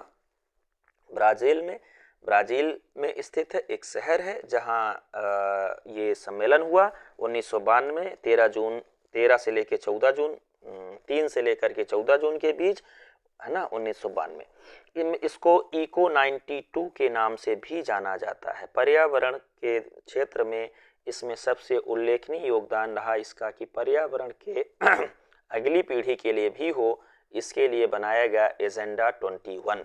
तो एजेंडा 21 जो कि एक गैर बाध्यकारी समझौता था, मतलब बाध्यकारी नहीं था, गैर बाध्यकारी समझौता था, वो पहली बार लोगों के सामने, देशों के सामने इंट्रोड्यूस कराया गया 1992 में। एजेंडा 21 जिसका मुख्य विषय था अगली पीढ़ी के लिए भी पर्यावरण बचा रहे, इस प्रकार से हमें पर्यावरण का उपभोग करना है। ठीक है, तो रियो के बारे में इतनी बातें पर्याप्त है। 1994 का जो पर्यावरण विकास सम्मेलन था वो एक प्रकार से अर्थ नेगोशिएशन, मतलब जो पृथ्वी समझौता था, पृथ्वी समझौते के बारे में था। तो ये एक प्रकार का पृथ्वी समझौता था 1994 में। ठीक है, इसके अलावा यदि हम लोग बात करें 1972 का मानव पर्यावरण सम्मेलन, तो 1972 का जो मानव पर्यावरण सम्मेलन आयोजित किया गया वो स्टॉकहोम में 5 से 16 जून के बीच आयोजित किया गया। और अभी 2022 में इसके 50 साल पूरे होने पर स्टॉकहोम +50 सम्मेलन का भी आयोजन किया गया 2022 में। ठीक है, इसका जो उद्देश्य था, ओनली ऑन अर्थ, इसकी जो थीम थी वो ये था कि विकास, गरीबी एवं पर्यावरण के बीच अंतर संबंध, मतलब विकास भी करना है, गरीबी भी देखना है और पर्यावरण के बीच अंतर संबंध, ये 3 मुद्दों को लेकर के ये सम्मेलन हुआ। और अभी हाल ही में, मतलब 2022 में स्टॉक +50, इसके 50 साल पूरे होने के उपलक्ष्य में एक सम्मेलन आयोजित किया गया, इसको भी हमें देख लेना है। ठीक है, चलते हैं हम लोग 19वें प्रश्न की ओर, और 19वां प्रश्न हमारा है मध्य प्रदेश से, मलाज खंड में पाए जाने वाले, ये 19वां प्रश्न, मलाज खंड में पाए जाने वाले ताम्र अयस्क में तांबे की मात्रा कितनी होती है? तो मलाज खंड में पाए जाने वाले ताम्र अयस्क में तांबे की जो मात्रा होती है, मतलब जो हमारा ये अयस्क निकलता है, इस अयस्क को चैल्कोपाइराइट अयस्क कहते हैं। तो जो तांबे का अयस्क होता है उसको चैल्कोपाइराइट कहते हैं, ये याद रखना है। चैल्कोपाइराइट का जो सूत्र होता है वो CuFeS2, ये चैल्कोपाइराइट है। तो CuFeS2 ये ताम्र अयस्क का होता है, मतलब ताम्र अयस्क के साथ आयरन और सल्फर मिले होते हैं, उसमें तांबा भी होता है। तो उसमें जो तांबे की मात्रा होती है वो 1.3% होती है। ठीक, तो तांबे के बारे में बात करें, मलाज खंड के बारे में बात करें, तो मलाज खंड जो हमारा है वो है कहाँ? बालाघाट में। मलाज खंड जो है, तो यहाँ पर मलाज खंड कापर प्रोजेक्ट नाम से एक प्रोजेक्ट चलाया जा रहा है जिसका नाम है MCP, मलाज खंड कापर प्रोजेक्ट, जो हिंदुस्तान कापर प्राइवेट लिमिटेड के द्वारा चलाया जाता है या उसका निष्पादन किया जा रहा है। हिंदुस्तान कापर लिमिटेड जो उत्खनन के साथ साथ शोधन, तो ये उत्खनन सह शोधन दोनों प्रोग्राम इसी के माध्यम से संचालित किए जाते हैं। देश के कुल ताम्र अयस्क का लगभग 18.8% उत्पादन अकेले मलाज खंड से होता है।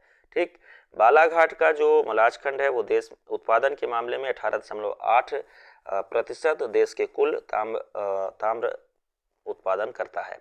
और अयस्क की बात करें तो यहाँ लगभग देश के कुल अयस्क का लगभग 64% अयस्क अकेले यहाँ पाया जाता है। तो तांबा निकाल के हम लोग 18% और 64% अयस्क पाया जाता है, जिसकी कीमत लगभग 15.45 करोड़, मतलब जिसकी जो मात्रा है वो लगभग 15.45 करोड़ टन है। ठीक, बहुत है। राज्य का लगभग मतलब पूरा लगभग 90% से ऊपर जो है तांबा वो यहीं पाया जाता है मलाज खंड में। देश का 74.4% तांबे का अयस्क जो है वो यहाँ है। ठीक, देश की सबसे बड़ी मशीनीकृत खुली खदान भी मलाज खंड ही है। देश की सबसे बड़ी मशीनीकृत खुली खदान वो तांबे की खदान है मलाज खंड, ये भी फैक्ट हमें याद रखना है। मध्य प्रदेश जो है तो तांबे के उत्पादन में पहले स्थान पर है। अब इतनी सी बात है तो निश्चित रूप से इतनी बड़ी बात है तो रहेगा ही पहले स्थान पर। तो तांबे के उत्पादन में देश में मध्य प्रदेश पहले स्थान पर है। अगला प्रश्न है 20वां प्रश्न। 20वां प्रश्न कहता है कि मध्य प्रदेश का कौन सा जिला शहद उत्पादन के लिए प्रसिद्ध है? कौन सा जिला शहद उत्पादन के लिए प्रसिद्ध है? तो शहद उत्पादन के लिए हमारा मुरैना जिला प्रसिद्ध है। अंतर्राष्ट्रीय कृषि उद्यानिकी एक्सपो 2016 आयोजित हुआ।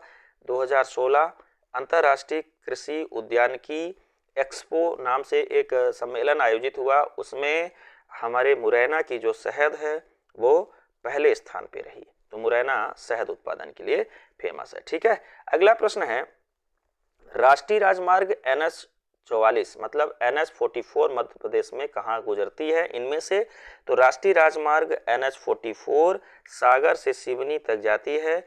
सागर से सिवनी तक इसका विस्तार है लगभग 572 किलोमीटर। 572 किलोमीटर इसका विस्तार है। ठीक है, इसके बारे में हम लोग अलग से भी फैक्ट देख सकते हैं। इसमें छतरपुर से जबलपुर NH34 चलती है, छतरपुर से जबलपुर।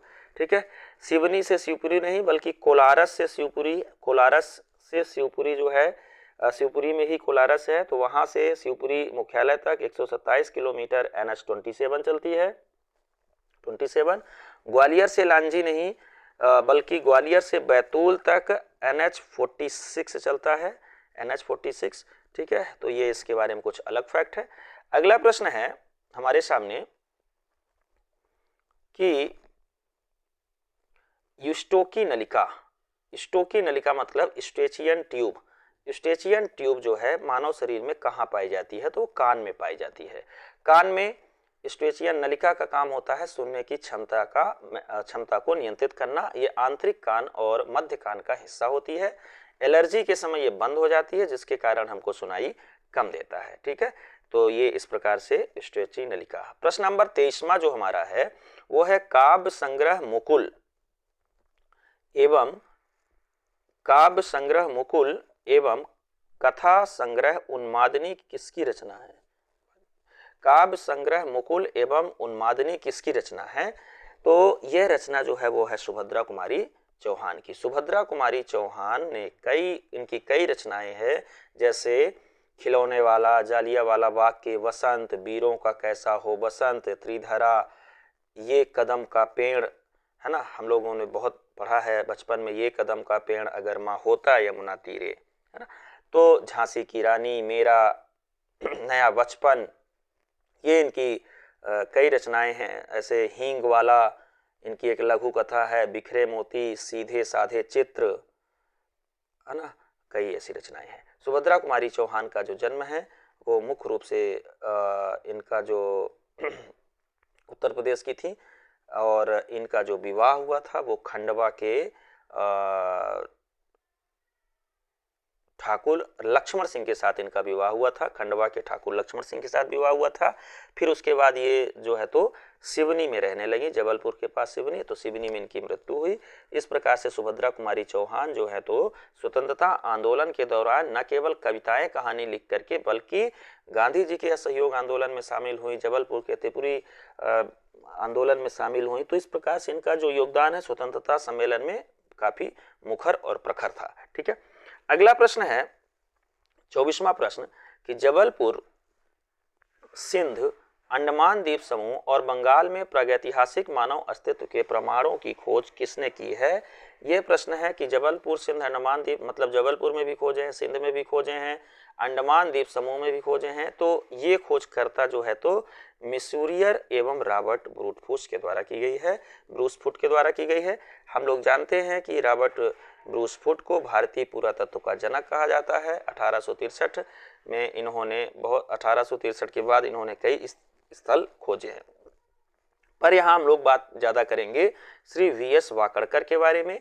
श्री वी.एस. वाकड़कर मध्य प्रदेश में कई स्थल खोजने के लिए जाने जाते हैं, जिनमें से सबसे महत्वपूर्ण स्थल जो इनके द्वारा खोजा गया और इनकी खोज के बाद उस स्थल को यूनेस्को की विश्व विरासत सूची में शामिल किया गया, वो है भीमबेटका। 1957 में भीमबेटका को इन्होंने खोजा। श्री वाकड़कर जो है 1964 में कायथा को उजागर करने में इनका श्रेय मतलब इन्होंने खोजा। इसके लिए 1964 में कायथा खोजा, वाकड़कर ने 1957 में भीमबेटका खोजा। श्री वाकड़कर का जो 1957 में इनको पद्मश्री पुरस्कार से नवाजा गया। इन्होंने अपना एक शोध संस्थान बनाया है उज्जैन में, बनाया था उज्जैन में, जिसका जो नाम था वो वाकड़कर शोध संस्थान। तो कभी आपसे वाकड़कर शोध संस्थान पूछे तो वो उज्जैन में स्थित है, यही बताना है आपको।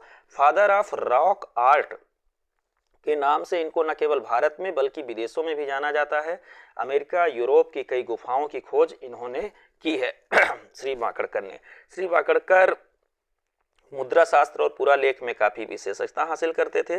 रहने वाले थे नीमच के, इनका जो जन्म है वो नीमच में हुआ था। ठीक है, ऐसे ही बहुत सारी बातें हैं श्री वाकड़कर के बारे में, हम लोग इनको पढ़ते रहेंगे। अगला प्रश्न है सेंगुवट्टन किस वंश का शासक था? तो सेंगुवट्टन जो था यह चेर वंश का शासक था। चेर वंश की हम लोग बात करें, चेर वंश का सबसे प्रमुख शासन था, सबसे प्रतापी शासक था सेंगुवट्टन चेर वंश का। चेर वंश का जो संस्थापक था, ये संस्थापक नहीं था बल्कि वहां का सबसे प्रतापी शासक था। इसका जो संस्थापक था वो था उदयन गेरल अथान। उदयन गेरल या जेरल अथान नाम से इसका नाम था। चेर वंश के संस्थापक का। दक्षिण भारत में चेर, चोल, पांड, सातवाहन ये वहां के प्रमुख शासक थे। चेर की राजधानी जो थी वो वंजी थी। वंजी, गंजी नहीं बोल रहा हूँ, वंजी बोल रहा हूँ, ठीक है ना, गंजी नहीं थी, वंजी थी। कैसी थी? वंजी थी। केरल देश के नाम से वंजी को जाना जाता था। वंजी केरल देश के नाम से अकेले ही जानी जाती थी।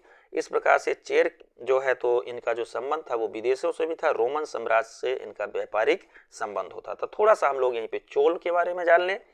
चोल चोलामंडल या कोरोमंडल के शासक थे। चोलामंडल या कोरामंडल के शासक थे। इनकी राजधानी जो थी वो कावेरीपट्टनम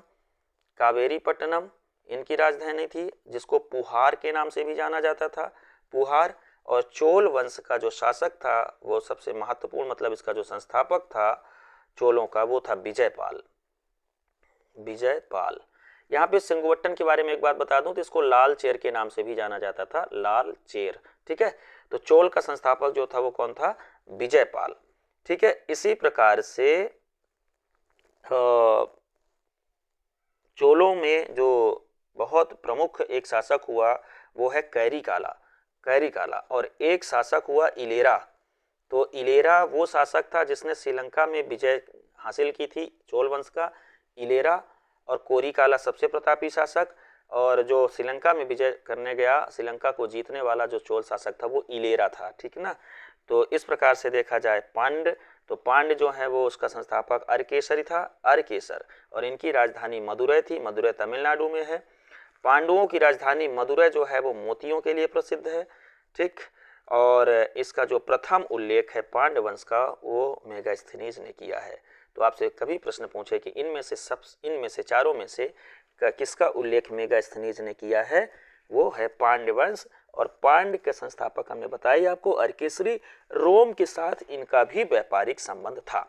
सातवाहन के बारे में तो हम लोग जानते ही हैं कि सातवाहन का संस्थापक, सातवाहन वंश का जो संस्थापक था वो सिमुक था। दक्षिण भारत का एक महत्वपूर्ण शासन जिसने उत्तर मध्य भारत में भी शासन किया वो यही था, सातवाहन। ठीक है, इसके बाद हम लोग चलते हैं हमारे 26वें प्रश्न पर। हमने बताया था कि आज हम लोग 33 प्रश्न लेंगे, तो 26वां जो प्रश्न है वो है, निम्नलिखित में से कौन सी स्थिति जनसंख्या के पठार अवस्था को दर्शाती है? जनसंख्या में पठार या जनसंख्या में पिरामिड एक आम बात है, मतलब बनना एक सांख्यिकी मतलब डेमोग्राफिक दृष्टि से बनाया जाता है। तो पठार तब बनेगा जब जन्म दर एवं मृत्यु दर दोनों बराबर हो। तो जब जन्म दर भी बराबर हो, मान लेते हैं कि दो रेखाएं हम लोग खींचते हैं, ये जन्म दर की, ये मृत्यु दर की, दोनों बराबर हो तो ये पठारी स्थिति बनती है, समतल स्थिति बनती है। ठीक, लेकिन यदि जन्म दर तथा मृत्यु दर बराबर ना हो, तो जन्म दर ये, मृत्यु दर ये, तो ये ऐसी स्थिति बनेगी। तो फिर ये पठारी नहीं बल्कि इसका जो है तो वो त्रिकोणीय या पर्वतीय स्थिति निर्मित हो सकती है। तो ऐसी स्थिति में जिसमें जन्म दर एवं मृत्यु दर दोनों बराबर, वो पठार की स्थिति निर्मित होगी। ठीक है, इसमें अब इससे ज्यादा डिटेल की जरूरत है नहीं। तो ऐसा कहाँ हो सकता है? जहाँ जन्म दर मृत्यु दर के बराबर हो। ऐसी अवस्था में जहाँ जन्म दर मृत्यु दर दोनों बराबर होगी तो जनसंख्या एक समतल लेवल पे पहुंचेगी, ना जनसंख्या में ग्रोथ हो रही होगी ज्यादा, ना जनसंख्या में वृद्धि हो रही होगी। ठीक है, फिलहाल भारत में ऐसा नहीं है। ठीक है, अगला प्रश्न है हमारा 27वां प्रश्न कि इंटरनेट का पर्याय है। तो इंटरनेट का पर्याय क्या है इसमें से? तो इंटरनेट का दूसरा जो नाम है वो वर्ल्ड वाइड वेब है, मतलब हम लोग इसी के माध्यम से खोज करते हैं, शायद इसलिए इसको इंटरनेट का पर्याय माना जाता है। कुछ भी खोजने के लिए हम लोग www का इस्तेमाल करते हैं। ठीक है, तो www की खोज टिम बर्नस ली ने की थी 1989 में, टिम बर्नस ली ने की थी, ये याद रखना है। दूसरा, इसमें हम लोग इंटरनेट की बात करें तो इंटरनेट कई कंप्यूटरों का आपसी इंटरनेट होता है जो एक मुख्यालय, कार्यालय के ऑफिस में इस्तेमाल किया जाता है ना। तो इंटरनेट हो सकता है दो कंप्यूटर के बीच, चार कंप्यूटर के बीच जो कंप्यूटर जुड़े होते हैं उसको इंटरनेट बोलते हैं। गोफर, गोफर मजेदार चीज है, आपको समझना चाहिए। गोफर एक प्रकार का वर्ल्ड वाइड वेब का विकल्प है। इसको 1990 में मिनीसोटा यूनिवर्सिटी के वैज्ञानिकों ने बनाया था www के ऑप्शन के रूप में, लेकिन ये चल नहीं पाया। ठीक है, तो ये एक प्रकार का ये भी एक सर्च प्रोटोकॉल पर आधारित सॉफ्टवेयर ही होता है। ठीक है, साइबर स्पेस की बात करें तो हम लोग जहां भी इंटरनेट इस्तेमाल करते हैं, जिस भी क्षेत्र पर हम लोग सोशल मीडिया या किसी भी मल्टीमीडिया का इस्तेमाल करते हैं, वो सब साइबर स्पेस के नाम से जाना जाता है। तो हमारा सोशल मीडिया से जुड़ा होना, फेसबुक, व्हाट्सएप, यूट्यूब, इंस्टा, ये जितनी चीज़ें हैं जो हम लोग यहाँ पर आकर के जो भी काम करते हैं, तो हम लोग किस जगह पे चले जाते हैं? हम लोग साइबर स्पेस पे चले जाते हैं। ठीक है, तो आप लोग कह सकते हैं कि जब आप फेसबुक या इंस्टाग्राम पे मशगूल हों तो आप कह सकते हैं कि अब अभी कहाँ हैं? आप अभी साइबर स्पेस में वक्त बिता रहे हैं। ठीक है, एक अभौतिक स्थान है, एक अभौतिक जगह है। यहीं पे आपको कमेंट करके बताना है कि गूगल की खोज किसने की। ठीक है, हाँ, क्योंकि www का इस्तेमाल हम लोग ज़्यादातर गूगल के माध्यम से करते हैं। 28वां प्रश्न है आज का, इलेक्ट्रॉनिक प्रिंटर में ये 28वां प्रश्न आपके सामने कि इलेक्ट्रॉनिक प्रिंटर में जिस प्रौद्योगिकी का उपयोग किया जाता है उसे क्या कहते हैं। तो इलेक्ट्रॉनिक प्रिंटर में माइक्रो इनकैप्सुलेशन का इस्तेमाल किया जाता है। माइक्रो इनकैप्सुलेशन में प्रिंटिंग बारीक होती है, हूबहू होती है, जैसा हमारा सॉफ्ट कॉपी होता है वैसे हार्ड कॉपी निकलती है, पेपर तेजी से निकलते हैं। ये माइक्रो इनकैप्सुलेशन का प्रोग्राम होता है। माइक्रो एरे जैविक प्रिंटिंग से संबंधित है। माइक्रो मिलीमीट्रिक और माइक्रो टेक्नोलॉजी, यहाँ पे ये शब्द आपको यूं ही दिए गए हैं। अगला प्रश्न है 29वां प्रश्न हमारे सामने है कि निम्नलिखित में से किस देश में सर्वाधिक इंटरनेट यूजर है। तो सर्वाधिक इंटरनेट यूजर चीन में है। वर्तमान में सर्वाधिक इंटरनेट यूजर चीन में है। इन आंकड़ों पे हम थोड़ा सा फोकस डालेंगे, नज़र डालेंगे कि सबसे ज़्यादा इंटरनेट यूजर कैसे कहाँ होता है। चीन की बात करें, जनसंख्या में भी आगे है। चीन की बात करें तो चीन में अभी 1.04 बिलियन लोग हैं जो इंटरनेट का इस्तेमाल करते हैं। मतलब 100 करोड़ लोग हैं लगभग जो इंटरनेट का इस्तेमाल करते हैं। भारत दूसरे नंबर पर है। चीन की पूरी आबादी का 74.36% लोग जो है वो इस्तेमाल करते हैं इंटरनेट का। भारत में लगभग 59 करोड़ लोग इंटरनेट का इस्तेमाल करते हैं। 69.2 मिलियन, 59 करोड़ लोग इस्तेमाल करते हैं भारत में। भारत की आबादी का लगभग 49.15% इंटरनेट यूजर है। ठीक, तीसरे नंबर पर इसमें आता है आपका संयुक्त राज्य अमेरिका। चौथे नंबर पर आपका आता है, इसमें आंकड़े हैं रूस की। थोड़ा सा हम लोग बात कर लें, तीसरे नंबर रूस की बात करें तो रूस पूरे देश में विश्व में 6ठे स्थान पर आता है।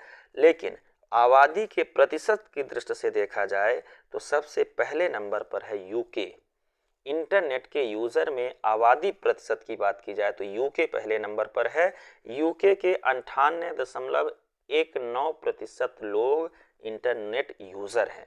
अमेरिका की परसेंटेज की बात करें तो 88.98% लोग, मतलब लगभग 89% लोग अमेरिका में इंटरनेट यूजर हैं। भारत में लगभग 50%, 49.15, और चीन में लगभग 75%, मतलब 74.3% लोग इंटरनेट के यूजर हैं। ठीक, तो देखिए इसमें चीन पहले नंबर पे जनसंख्या के हिसाब से, भारत दूसरे नंबर पे, ठीक, संयुक्त राज्य अमेरिका यूएसए तीसरे नंबर पे, इंडोनेशिया चौथे नंबर पे जनसंख्या के हिसाब से, इंडोनेशिया चौथे नंबर पे है, याद रखना है। ब्राजील 5वें नंबर पे, रूस 6ठे नंबर पे, नाइजीरिया 7वें नंबर पे, जापान 8वें नंबर पे चूंकि जापान में आबादी कम है, मैक्सिको 9वें नंबर पे, और पाकिस्तान इसमें 10वें नंबर पे है। पाकिस्तान में आबादी की बात करें तो केवल 37.75% लोग 37.75% लोग इंटरनेट का यूज करते हैं। तो हम इस मामले में सेकंड नंबर पे हैं। इंटरनेट यूजर के मामले में हमारी आधी आबादी के पास ही अभी इंटरनेट पहुंच पाए। चीन की आबादी भी ज़्यादा है, परसेंटेज भी ज़्यादा है, विकास भी ज़्यादा है, तो नो डाउट यहाँ के 75.36% इंटरनेट यूज करते हैं। ठीक है, नेफोमीटर में किसका मापन किया जाता है, हमारा आज का 30वां प्रश्न है। नेफोमीटर में किसका मापन किया जाता है। तो नेफोमीटर से बादलों की मात्रा, गति का मापन किया जाता है। ठीक है, बादलों की गति और मात्रा का मापन किया जाता है। वर्षा की मात्रा की बात करें तो इसको मापने के लिए हेटोमीटर का इस्तेमाल करते हैं। जो उपकरण होता है उसको कहते हैं हेटोमीटर। वर्षा की मात्रा मापने के लिए हेटोमीटर का इस्तेमाल किया जाता है। सागरीय लवणता के मापन के लिए सैलिनोमीटर का इस्तेमाल किया जाता है। सैलिनोमीटर का इस्तेमाल किया जाता है। इस प्रश्न में इससे ज़्यादा और कुछ भी नहीं है। अगला प्रश्न हमारा है 31वां प्रश्न कि भारत में आयात निर्यात नीति 2015-20 की घोषणा किसके द्वारा की गई। तो भारत में आयात निर्यात नीति 2015 की जो घोषणा की गई वो वाणिज्य एवं उद्योग मंत्रालय के द्वारा की गई। आयात निर्यात नीति के माध्यम से हम यह देखते हैं कि हमें अपने एक्सपोर्ट को और अपने इंपोर्ट को किस प्रकार से बढ़ाना है, किस प्रकार से समायोजित करना है। तो जाहिर सी बात है, कोई भी सरकार इंपोर्ट को कम करना चाहेगी और एक्सपोर्ट को बढ़ाना चाहेगी, तो इसमें हमारे जो देशी वस्तुएं हैं उनके निर्यात पर फोकस किया गया है। इसको डिटेल से इकोनॉमिक्स के सेक्शन में, आर्थिक समीक्षा में हम लोग पढ़ेंगे। निम्नलिखित में से, अगला प्रश्न है 32वां, निम्नलिखित में से कौन सी मसाला फसल नहीं है? फसल में 4 फसलें दी हुई हैं और आपसे ये पूछा है कि इसमें से मसाला फसल कौन सी नहीं है। तो इसमें से जो मसाला फसल नहीं है वो हमारा है सोरघम। हम लोग जानते हैं कि सोरघम मोटा अनाज है। सोरघम बाई कलर जो है वो मोटा अनाज आता है, मोटा अनाज, और ये फसल नहीं होता है, ठीक है ना। ये कदन्न है, ये श्री अन्न है, ना कि मसाला है। इसमें कलौंजी, धनिया, मिर्चा, कलौंजी, निजेला साइटेवा जो है, सेटाइवा जो है, इसको देसी भाषा में वैसे तो इसको नाइजीरिया के नाम से, निजेला के नाम से भी जाना जाता है। इसको काला जीरा या मगरैला के नाम से भी जाना जाता है, काला जीरा या मगरैला के नाम से जाना जाता है, ठीक है। काले काले होते हैं। इसका इस्तेमाल हमारे बघेलखंड में कई चीज़ों में इस्तेमाल किया जाता है। कढ़ी बनाने में किया जाता है, सलोनी बनाने में किया जाता है, नमकीन में इस्तेमाल किया जाता है, ठीक है, काला जीरा या मगरैला, ठीक है। हाँ, अगला प्रश्न है मध्य प्रदेश का सामान्य औसत वार्षिक वर्षा स्तर कितना है? तो मध्य प्रदेश का जो सामान्य औसत वार्षिक वर्षा है वो 1132 मिलीमीटर है, 1132 मिलीमीटर।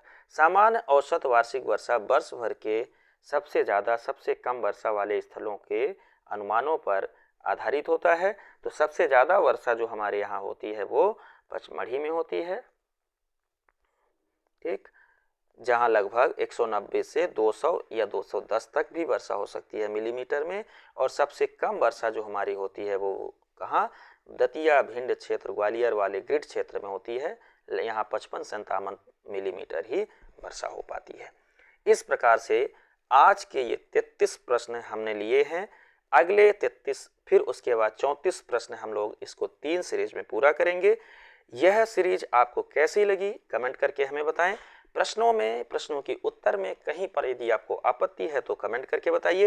वीडियो यदि आपको यह उपयोगी लगता है तो यह वीडियो अपने उन मित्रों को शीघ्र ही पहुंचाइए जो पीएससी की तैयारी कर रहे हैं। और चैनल पर यदि आप नए हैं तो चैनल को सब्सक्राइब कीजिए।